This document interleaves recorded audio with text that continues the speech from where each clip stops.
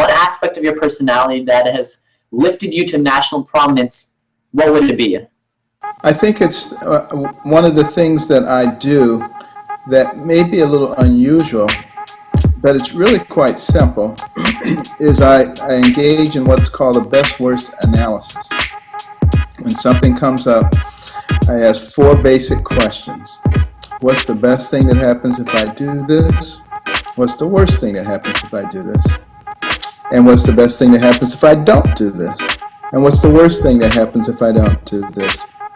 And if you get in the habit of doing that, every time you face, a difficult decision, your chances of making a good decision increase quite dramatically. And do you think this approach is universally applicable, especially to today's teenagers? Yes, it's especially applicable in your teenage years, because that's when people make a lot of really bad decisions.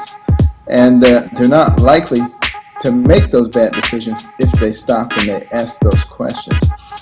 Before you get in the car with your buddy, who's, high on pot or has been drinking, if you ask those questions, you're not going to do it, believe me.